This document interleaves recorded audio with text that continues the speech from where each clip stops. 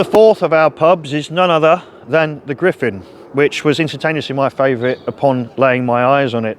It reminded me immediately of the Pelton Arms in Greenwich, that same corner pub with the fantastic brickwork and the optics that just bring in life and the both social and domestic life of London incorporated into a beautiful split in two roads. Now, the actual detail on the pub I love.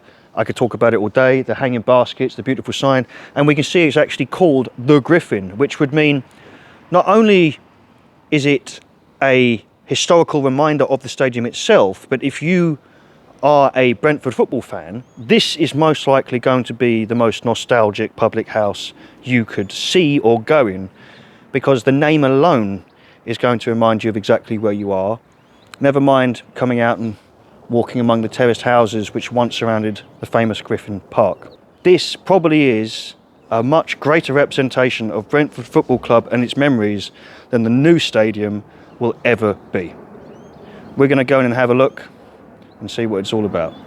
Now, football would not be what it is, or not have been what it was, without public houses. That's fact.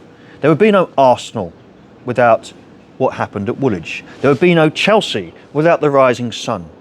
Without the factory workers at the ironworks of West Ham, there would be no West Ham Football Club. We are a product of the working classes that created both the public houses and the football scene. The people that worked in factories would have been members of darts clubs, football clubs, cricket clubs. They would have drank in the social clubs, which were their only avenue of social interaction, of forming families, of living their lives. This pub, the Griffin, is an absolute stunner, and one of the few pubs which has gone out of its way to make the actual effort that so many others haven't. If you just go down Barking Road in West Ham, it's heartbreaking. The Boleyn's left, but everything else is gone. The Griffin isn't only here, it's still named after the stadium, or the stadium which actually came after the Griffin, funnily enough, because of the brewery which was named the Griffin.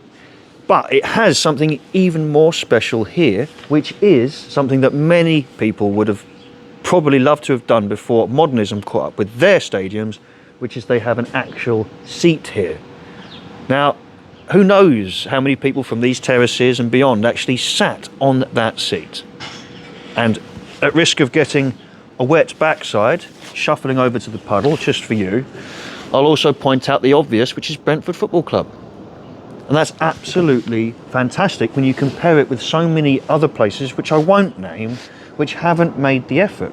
Like down in Woolwich, these modern bars, which are sat on the location where their football teams started.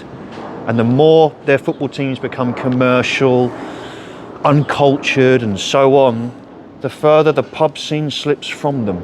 And that's why if you really want to destroy football, you make stadiums like West Ham Stadium or the new Brentford. Because the old Brentford, like Leyton Orient and others, it is where we come from. It is our culture, it's where we feel comfortable. So it's obvious how you destroy one. You simply destroy both at the same time. The Griffin, absolutely marvellous. It impressed me as soon as I walked in. Fantastic exterior, fantastic interior, and the garden's beautiful.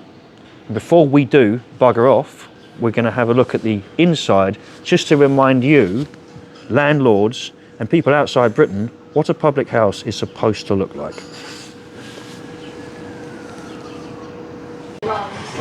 Now, look how stunning the interior of the pub actually is. So, first of all, an actual bar, not a silly modern bar, okay? When I say bar, I mean the place where we buy drinks in the public house.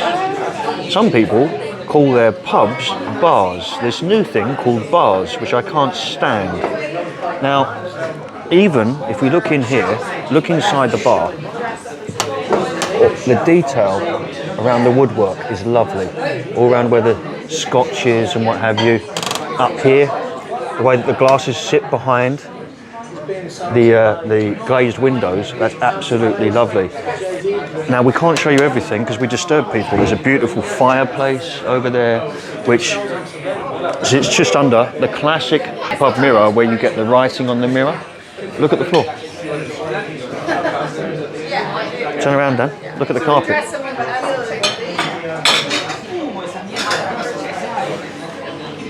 Now, the amount of money that people spend when they set up new bars, right? How can you not make this? The Snugs over there, fantastic. I mean, the only reason we're not showing you more detail is because we don't want to ruin people's Sunday drink. But hopefully from this little glimmer we're showing you, you'll see what a real British English pub should look like. And we're very lucky to have pubs like this in London. London, we're spoilt for choice for now. But it won't be that way for much longer. Look at the top. Look. Being a Fuller's brewer as well, the pints are first class. Asahi. We get a hard time for drinking Asahi, but it's well worth it. But all of this, the stained glass, the woodwork, the ornaments, the garden, it's lovely. And it's in a sharp contrast to a pub we was in earlier that I won't name, which was somewhat tacky, wasn't it, Dan? It was a little bit tacky. It looked like something out of some sort of Batman film. But we won't put other pubs down. We'll just ingratiate this one with our approval. So, to the Griffin, thank you for a fantastic pub and a fantastic day. Oh, and by the way, thanks to the staff for letting us film. See you soon.